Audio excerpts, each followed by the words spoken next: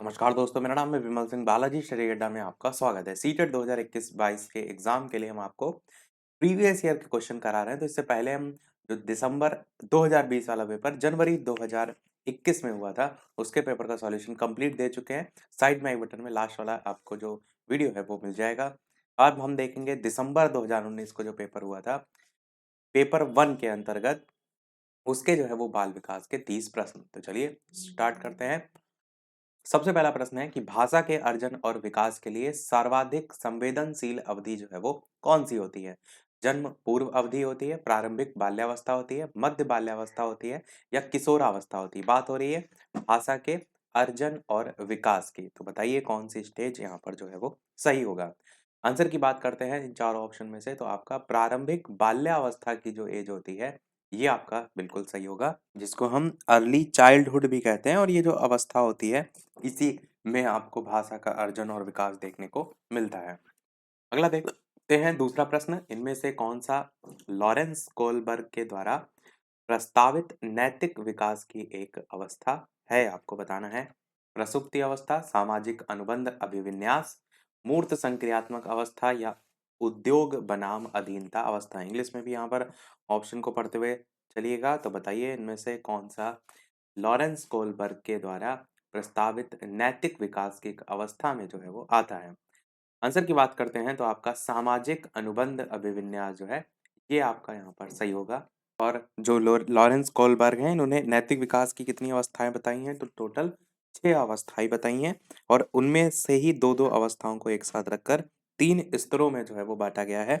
कौन कौन सी हैं? पहली आपकी है प्री कन्वेंशनल स्तर, दूसरी आपकी है कन्वेंशनल स्तर और तीसरी आपकी है पोस्ट कन्वेंशनल स्तर। तो प्री कन्वेंशनल, कन्वेंशनल और पोस्ट कन्वेंशनल, इसी के अंतर्गत आपके दो दो अवस्थाओं में और बांटा गया है। जैसे प्री कन्वेंशनल है तो इसी में आज्ञा और दंड की अवस्था और अहंकार पहले में आ जाता है। दूसरे में जो है आपका प्रशंसा की अवस्था और सामाजिक व्यवस्था के प्रति सम्मान की व्यवस्था, या अवस्था कहेंगे, व्यवस्था नहीं। और तीसरा जो आपका है वो सामाजिक अनुबंध अभिविन्यास और विवेक की अवस्था। तो इस तरीके से आपका बांटा गया। तो सामाजिक अनुबंध इस तरीके से आपका किस में आ रहा है? तो पोस्ट कन्वेंशनल स्तर में जो है आपका आ रहा है।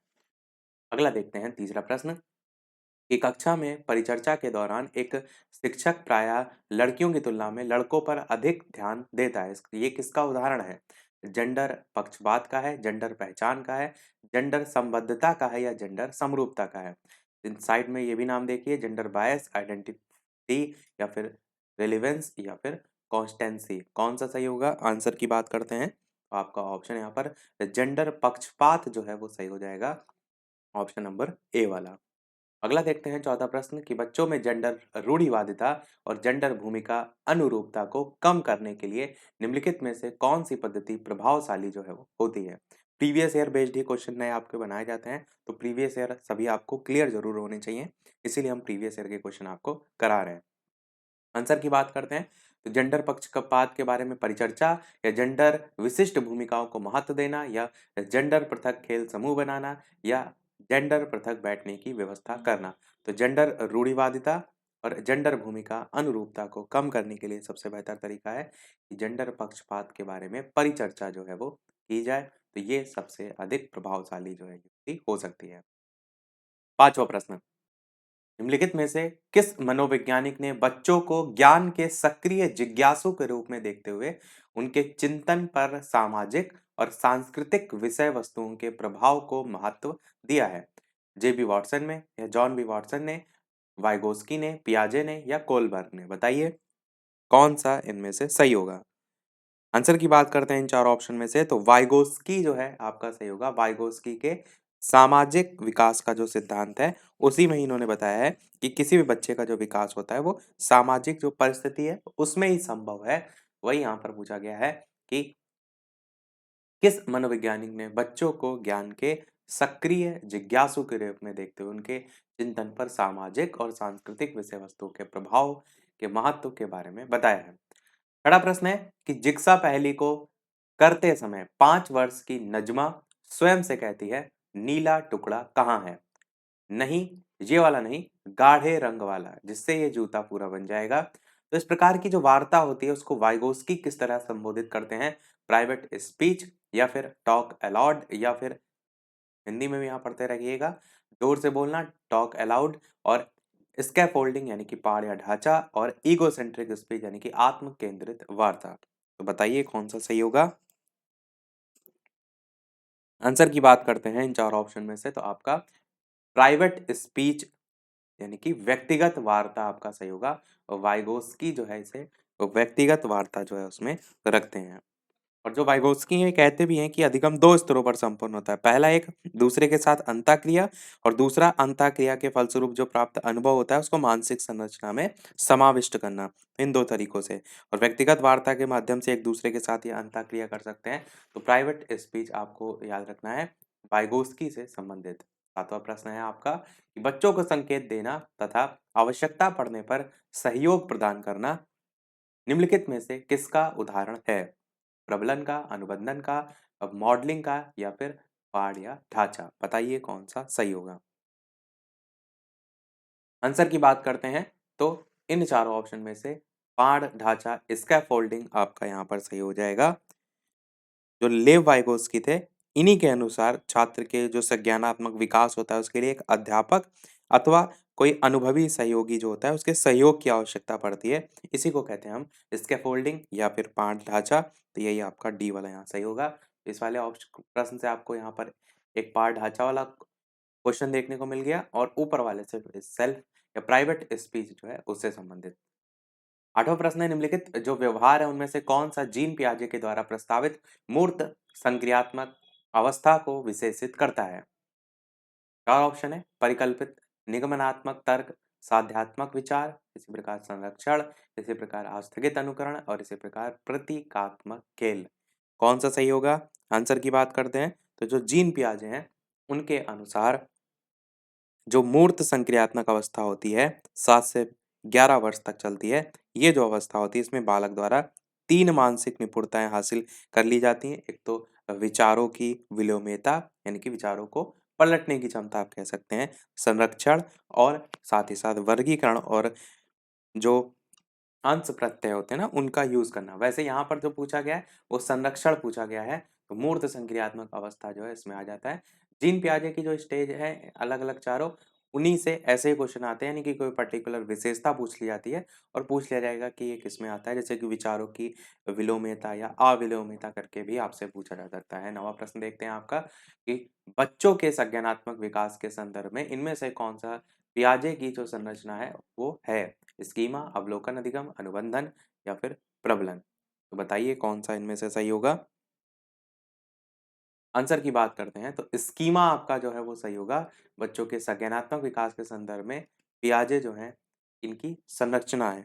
और आपसे स्टेज पूछ ली जाती है स्कीमा का बनना बिगड़ना, तो पहली स्टेज जो है उसमें लगा रहता है। और जो जीन पियाजे इनके स्टेज के सभी के आपको जितनी विशेषताएं हैं वो जरूर क्लियर होना चाहिए। अगला देखते हैं आपका 10 प्रश्न आकलन का प्राथमिक उद्देश्य क्या होना चाहिए? विद्यार्थियों के लिए श्रेणी निश्चित करना यानी कि उनको रैंकिंग प्रदान करना, तो आप कहेंगे ये तो नहीं होगा। संबंधित अवधारणाओं के बारे में बच्चों की स्पष्टता और भ्रांतियां जो है उनको समझना बिल्कुल हो सकता है। जो भी उनके कन्फ्यूज़न वगैरह हैं, उनको क्लैरिफ़ाई भी करना, उनके कन्फ्यूज़न को समझना, फिर उसका संदर्भ में जो कॉन्सेप्ट है उसके बारे में बताना। थर्ड कह रहा है विद्यार्थियों के प्राप्तांकों के आधार पर उनको नामांकित करना, तो ये भी गलत है। रिपोर्ट कार्ड में पास या फेल, तो आपका ये बिल्कुल ही गलत है, तो थर्ड भी गलत है, फर्स्ट भी गलत है। सेकंड वाला यहाँ पर जो है बिल्कुल आपका सही होगा। अगला देखते हैं आपका 11 प्रश्न निम्नलिखित कथनों में से कौन-सा बुद्धि के बारे में सही है? पहला कह रहा है बुद्धि एक निश्चित योग्यता है, जो जन्म के समय ही निर्धारित होती है। दूसरा कह रहा है बुद्धि को मानकीकृत परीक्षण के प्रयोग से सटीक रूप से मापा और निर्धारित किया जा सकता है। तो देखिए सटीक रूप से तो आप नहीं माप सकते हैं। दूसरी चीज जन्म के समय ही निर्धारित हो जाती है, तो ऐसा नहीं है क्योंकि वातावरण का प्रभाव भी पड़ेगा कहीं ना कहीं। बुद्धि एक एकात्मक कारक तथा एकाकी विशेषक है।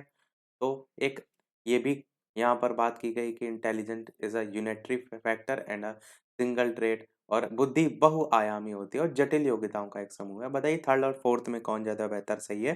तो बिल्कुल फोर्थ वाला आपका यहाँ पर सही है कि बुद्धि बहुआयामी होती है, बहुआयामी प्रकृति की होती है और जटिल योग्यताओं का एक समूह होती है। फोर्थ वाला यहाँ पर बिल्कुल सही होगा। अगला देखते हैं 12 प्रश्न कि रूही जो है हमेशा समस्या के एकाधिक जो समाधान है उसके बारे में सोचती है। इनमें से काफी समाधान मौलिक होते हैं, मौलिक मतलब नवीन होते हैं। रूही जो है इन गुणों का प्रदर्शन जो है वो कर रही है।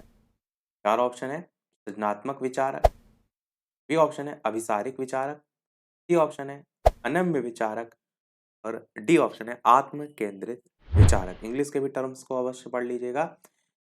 साथ ही साथ वीडियो पसंद आए तो लाइक भी अवश्य करते रहिएगा। इस प्रकार अच्छे अच्छे प्रश्न हम प्रैक्टिस करते रहें। तो रूही क्या कर रही है, हमेशा समस्या के एकाधिक समाधान जो है उसी के बारे में सोच रही है। तो इनमें से काफी समाधान जो है वो नवीन भी होते हैं, मौलिक मतलब होता है नवीन होते हैं। जैसे यहाँ पर भी बात की गई है which are original solution, Ruhi is displayed characterism. तो रूही किन गुणों को प्रदर्शन कर रही है, तो आंसर आपका सृजनात्मक विचारक जो है पहला वाला ही यहाँ पर जो है वो सही होगा। क्योंकि सृजनात्मक जो विचारक होते हैं किसी समस्या का एक से अधिक समाधान के बारे में विचार करते हैं, उनके जो विचार होते हैं मौलिक होते हैं। अगला प्रश्न आपका 13 है कि शिक्षण अधिगम प्रक्रिया जो होती है उसमें वंचित समूह से संबंधित जो विद्यार्थी होते हैं उनके द्वारा सहभागिता कम होने की स्थिति में एक शिक्षक को क्या करना चाहिए। मतलब वंचित समूह से कोई बच्चे हैं, उनका इतना नहीं आपको देखने को मिल रहा है पार्टिसिपेशन, तो आप ऐसी स्थिति में क्या करेंगे।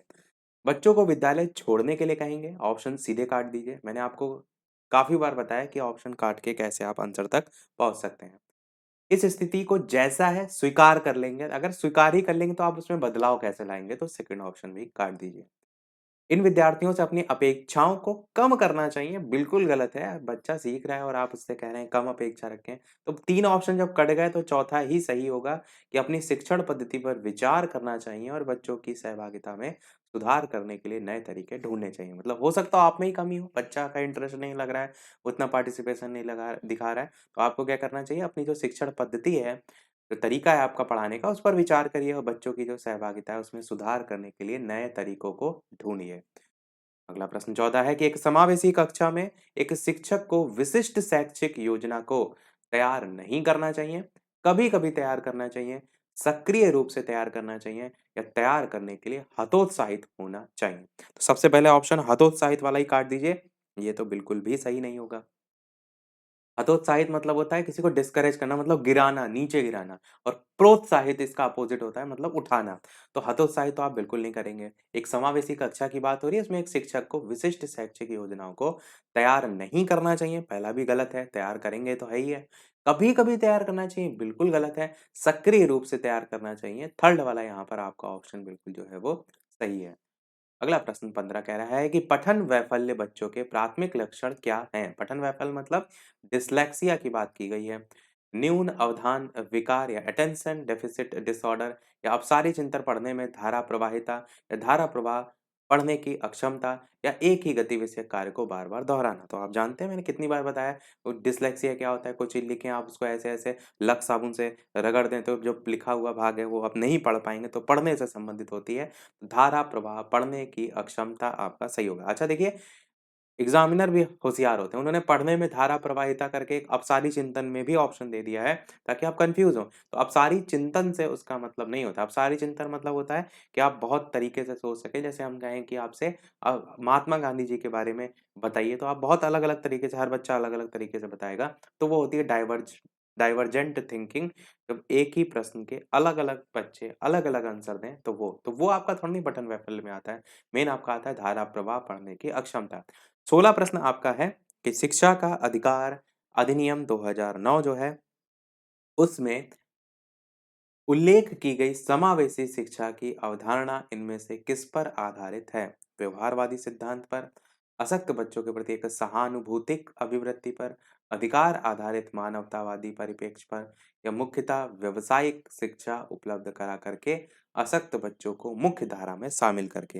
तो पढ़ने मात्र से ही आपको यहाँ पर समझ में आ रहा है आंसर, परंतु एक चीज का जरूर ध्यान रखिएगा कि कई बार प्रश्न में पॉजिटिव आंसर दिए रहते हैं और आप ये नहीं देखते हैं कि प्रश्न में क्या पूछा गया है और आप उस पॉजिटिव आंसर को टिक कर देते हैं अन्य ऑप्शन को काट के। जैसे यहाँ पर बात हो रही है कि शिक्षा का अधिकार अधिनियम 2009 जो है उसमें उल्लेख की गई समावेशी शिक्षा की अवधारणा किस पर आधारित होती है। तो देखिए व्यवहारवादी ऑप्शन कट जाएगा, अशक्त बच्चों के प्रति एक सहानुभूति ये भी कट जाएगा। थर्ड या फोर्थ में से आप कंफ्यूज हो सकते हैं। थर्ड ऑप्शन कह रहा है अ राइट्स बेस्ड ह्यूमनिस्टिक पर्सपेक्टिव यानी कि अधिकार आधारित मानवतावादी परिप्रेक्ष्य। और चौथा कह रहा है मुख्यतः जो व्यावसायिक शिक्षा है वो उपलब्ध करा करके अशक्त बच्चों को मुख्य धारा में शामिल करना। तो देखिए, अशक्त बच्चों को समावेशी शिक्षा में शामिल किया जाता है, बिल्कुल सही है, परंतु मुख्यतः व्यावसायिक शिक्षा ही उपलब्ध कराया जाए, ये नहीं सही है। तो इसीलिए आयोग के द्वारा फोर्थ आंसर नहीं, थर्ड वाला आंसर ऑफिशियल आंसर की में दिया गया था। यानी जो भी उनके अधिकार हैं वो आधारित मानवतावादी परिप्रेक्ष्य, इसमें ये सारी चीजें आ जाएंगी जो इस समावेशी शिक्षा को लेकर बात की गई हैं। जबकि फोर्थ वाला भी आंसर बिल्कुल सही है, परंतु आयोग की तरफ से जो ऑफिशियल आंसर की है उसमें फोर्थ आंसर को नहीं दिया गया था, थर्ड वाला यहाँ पर दिया गया था। तो थर्ड वाला ही हम यहाँ पर आंसर भी सही करेंगे। अगला देखते हैं। बाकी फोर्थ वाला भी अपनी जगह सही है, तो कोई ना कोई आधार जो है वो बन रहा है, वो है यहाँ पर व्यावसायिक शिक्षा वाला। बाकी व्यावसायिक शिक्षा पर जोर तो दिया ही जाता है, महात्मा गांधी जी ने भी दिया था, पर समावेशी शिक्षा में आप कह सकते हैं थोड़ा सा वो वहां से ऑप्शन को काट सकते हैं। 17 प्रश्न है, संरचनावादी ढांचे में अधिगम प्राथमिक रूप से यंत्रवत याद करने पर आधारित है, बिल्कुल गलत है। प्रबलन पर केंद्रित है, ये आपका गलत है। अनुबंधन द्वारा अर्जित है या अवबोधन की प्रक्रिया पर केंद्रित है। बताइए, एक्वायर्ड थ्रू कंडीशनिंग या focused on the process of meaning making, कौन सा इनमें से सही होगा? तो डी वाला आपका ज्यादा सही है, focused on the process of meaning making, यानी कि अवबोधन की प्रक्रिया पर जो है वो केंद्रित है। संरचनावादी अधिगम संज्ञानात्मक मनोविज्ञान जो है उस पर आप कह सकते हैं आधारित है। इसमें क्या होता है, जो विचार हैं उनके द्वारा ज्ञान जो है वो प्राप्त किया जाता है। अगला देखते हैं आपका 18 प्रश्न कि अनेक घटनाओं के बारे में बच्चों के द्वारा बनाए गए सहजानुभूत सिद्धांतों के संदर्भ में एक शिक्षिका को क्या करना चाहिए? बच्चों के इन सिद्धांतों को अनदेखा करना चाहिए। आप कहेंगे ऐसा तो बिल्कुल नहीं है, अनदेखा तो आप बिल्कुल कर ही नहीं सकते, तो ऑप्शन काट दीजिए। बच्चों को दंडित करना चाहिए, ये तो कहीं भी ऑप्शन दिखे सीधे सीधे क्रॉस मार दीजिए। बार बार याद करने के द्वारा एक सही सिद्धांत से बदल देना चाहिए, तो रटने की बात बिल्कुल नहीं करेंगे। एक ही ऑप्शन बचा है, यानी कि प्रतिकूल प्रमाण और उदाहरण जो हैं उनको प्रस्तुत करके बच्चों के इन सिद्धांतों को चुनौती देनी चाहिए। ये आपका ऑप्शन यहाँ पर जो है वो सही होगा। सहजानुभूत जो सिद्धांत होता है ना, किसी विषय को अगर आप उदाहरण के साथ पढ़ते हैं तो पढ़ाते हैं, तो बच्चों को क्या होता है उस विषय के बारे में आसानी से समझ आता है। इसलिए सहजानुभूत जो सिद्धांत होता है उससे आप इसको जो है वो जोड़ सकते हैं। प्रतिकूल प्रमाण और उदाहरणों को प्रस्तुत करके बच्चों को ये जो सिद्धांत है वो चुनौती जो है वो देनी चाहिए। अगला 19 प्रश्न है, छात्र केंद्रित शिक्षा शास्त्र की विशेषता क्या होती? केवल पाठ्य पुस्तकों पर केवल वर्ड से आप समझ गए, गलत है। बच्चों के अनुभव जो है उनको प्रमुखता देना, बिल्कुल हो सकता है। यंत्रवत याद करना, बिल्कुल गलत है। योग्यता के आधार पर विद्यार्थियों को नामांकित करना और उनका वर्गीकरण भी करना, देखिए बांटेंगे नहीं आप, नामांकन तो चलिए एक हिसाब से सही है। छात्र केंद्रित शिक्षा शास्त्र की विशेषता, चौथा ऑप्शन कटेगा। बच्चों के जो अनुभव होते हैं उनको प्राथमिकता देनी चाहिए, giving primacy to childrens experiences, ये आपका यहाँ पर सेकंड वाला ऑप्शन बिल्कुल सही होगा। 20 प्रश्न है, संवेग और संज्ञान एक दूसरे से डैश हैं। पहला ऑप्शन कह रहा है कि पूर्णतः अलग हैं, दूसरा कह रहा है कि स्वतंत्र है, तीसरा कह रहा है सन्निहित है और चौथा कह रहा है संबंधित ही नहीं है। तो संवेग और संज्ञान एक दूसरे से क्या हैं? तो आप कहेंगे सन्निहित हैं। थर्ड वाला आपका ऑप्शन यहाँ पर जो है वो सही होगा, या इसी को हम अवलंबित भी कह सकते हैं, क्योंकि संवेगों का नियंत्रण संज्ञान से होता है, वहीं संज्ञान जो होता है वो बिना संवेग के असंभव है। तो ऐसे आपका ये एक दूसरे से जो है वो कनेक्ट होगा, तो सन्निहित आपका वो हो जाएगा। एक 21 प्रश्न है कि जो संरचनावादी सिद्धांत होते हैं उनके अनुसार अधिगम के बारे में निम्नलिखित में से कौन सा कथन यहाँ पर सही है, आपको छांटना है। पहला कह रहा है अधिगम पुनरुत्पादन और स्मरण की प्रक्रिया है। दूसरा कह रहा है अधिगम यंत्रवत याद करना, ऑप्शन काट दीजिए, गलत है। तीसरा कह रहा है अधिगम आवृत्तीय संबंध के द्वारा व्यवहारों का अनुबंधन है, या अधिगम सक्रिय विनियोजन के द्वारा ज्ञान की संरचना में प्रक्रिया है। तो बताइए 1, 3 और 4 में कौन सा आपका ऑप्शन यहाँ पर सही है कि संरचनावादी सिद्धांत जो है उसके संदर्भ में। संरचनावाद जो है उसके अनुसार जो मनोविज्ञान होता है वो चेतन अनुभूतियों का अध्ययन का विज्ञान कहा गया है। और आंसर की बात करते हैं, चौथा वाला यहाँ पर सही होगा, अधिगम सक्रिय विनियोजन के द्वारा ज्ञान की संरचना जो है उसकी जो है वो प्रक्रिया है। इसमें होता है क्या, इसमें व्यक्ति अपनी जो मनोदशा है उसका स्वयं अध्ययन करता है। जो विलियम वुंट है उनके द्वारा इसको प्रतिपादित किया गया था और इसके लिए व्यक्ति को सक्रियात्मक आधार पर अधिगम से जुड़ना होता है, ये भी आप याद रख सकते हैं। 22 प्रश्न है कि विद्यार्थियों को स्पष्ट उदाहरण और गैर उदाहरण देने के क्या परिणाम हैं? अवधारणात्मक परिवर्तन को प्रोत्साहित करने के लिए एक प्रभावशाली तरीका है।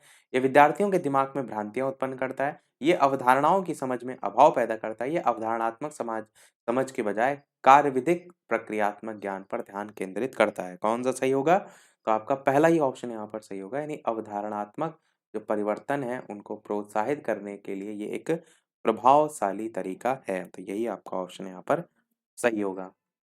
कोई भी आप एग्जाम्पल देके चीज़ पढ़ाते हैं, मैं ही आपको आपको एग्जाम्पल दे रहा हूँ कोई, तो उदाहरण सहित जो होता है, वो विषय की व्याख्या करने से जो विद्यार्थी होते हैं, उनको उस विषय पर जो भी अवधारणा बनानी या सही अवधारणा बनानी है, उसके संदर्भ में प्रोत्साहन मिलता है, आप कह सकते हैं। तो वही यहाँ पर बात भी की गई थी, विद्यार्थियों को स्पष्ट उदाहरण और गैर उदाहरण देने के क्या परिणाम होते हैं? तो अवधारणात्मक जो परिवर्तन होते हैं, उनको प्रोत्साहित करने के लिए एक प्रभावशाली तरीका जो है ये हो सकता है। भ्रांतियाँ तो बिल्कुल ही ऑप्शन काट देंगे, समझ में अभाव तो बिल्कुल ही नहीं पैदा करता है और अवधारणात्मक समझ के बजाय प्रक्रियात्मक ज्ञान पर ध्यान तो बिल्कुल भी नहीं होगा, तो पहले ही यहाँ पर सही होगा। अगला प्रश्न देखते हैं आपका 23 कि बच्चों को अधिगम गतिविधियों जो है उसमें भागीदारी करने के लिए लगातार पुरस्कार देना और दंड का प्रयोग करने से क्या प्रभाव पड़ता है?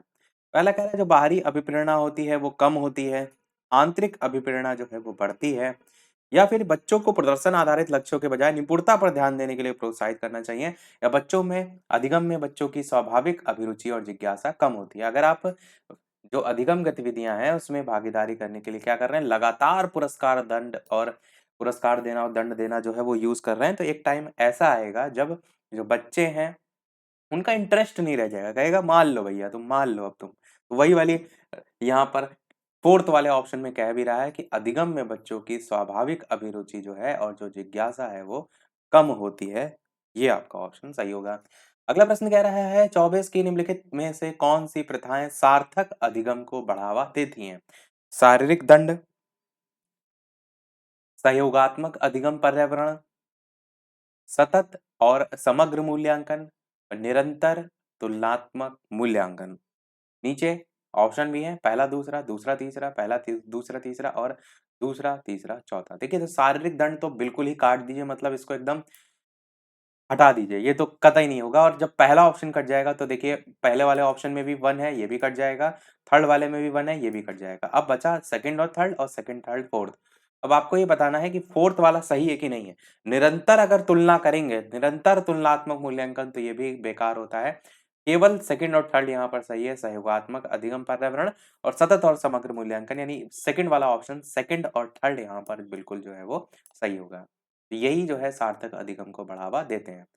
25 प्रश्न है, शिक्षक बच्चों की जटिल अवधारणाओं की समझ को किस प्रकार सहज कर सकते हैं? एक व्याख्यान दे करके, प्रतियोगितात्मक जो अवसर है उसकी व्यवस्था करके, बार बार यांत्रिक अभ्यास के द्वारा, या फिर अन्वेषण और परिचर्चा के लिए अवसर उपलब्ध कराकर। देखिए बार बार यांत्रिक अभ्यास सबसे पहले ऑप्शन काटिए, एक व्याख्यान देकर आप नहीं कर सकते हैं।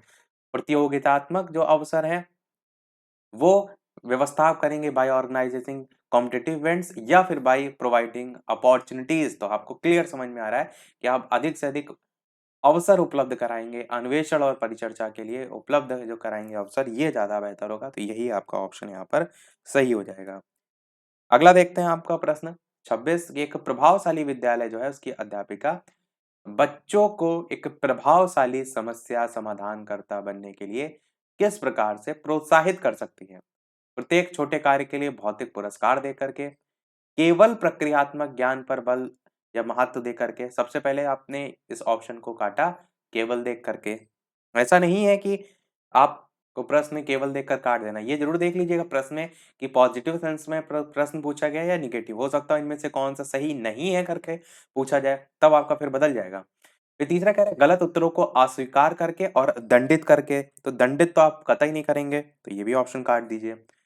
बच्चों को सहजानुभूत अनुमान लगाने के लिए प्रोत्साहित करके और उसी पर आधारित विचार मंथन करके।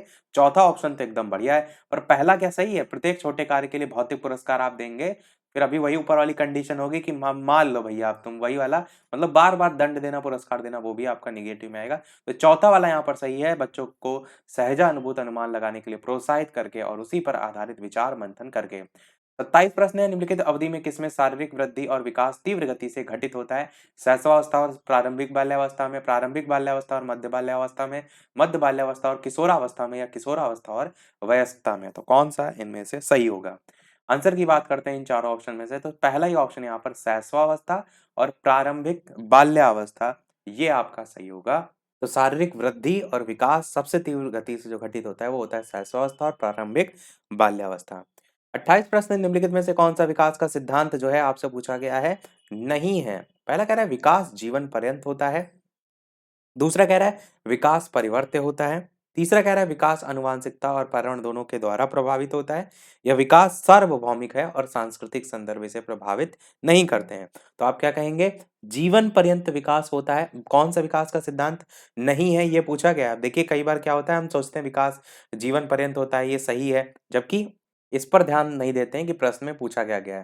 तो ये जरूर ध्यान रखिएगा कि जब भी प्रश्न में नहीं लगा हो, तो विकास जीवन पर्यंत होता है, ये आपका बिल्कुल सही है। विकास परिवर्त्य होता है, मॉडिफाई भी किया जा सकता है। एक सिंपल सा एग्जांपल ऐसे देखिए कि जिम में जाकर के जो है वो मॉडिफाई किया जा सकता है। विकास आनुवंशिकता और पर्यावरण दोनों के द्वारा प्रभावित होता है, बिल्कुल आपका ये भी सही है। पर चौथा वाला यहाँ पर गलत है कि विकास सार्वभौमिक होता है।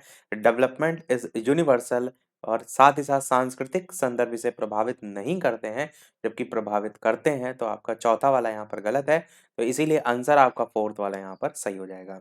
सेकंड लास्ट प्रश्न देखते हैं, 29, टोटल 30 ही प्रश्न आते हैं, उसके बाद एक प्रश्न हम आपसे पूछेंगे। 29 प्रश्न आपका कह रहा है कि वैयक्तिक जो विभिन्नता है उनका प्राथमिक कारण क्या होता है? लोगों के द्वारा माता पिता से प्राप्त आनुवंशिक संकेत पद्धति, जन्मजात विशेषताएं, पर्यावरणीय प्रभाव, या आनुवंशिकता और पर्यावरण के बीच जटिल पारस्परिक क्रिया?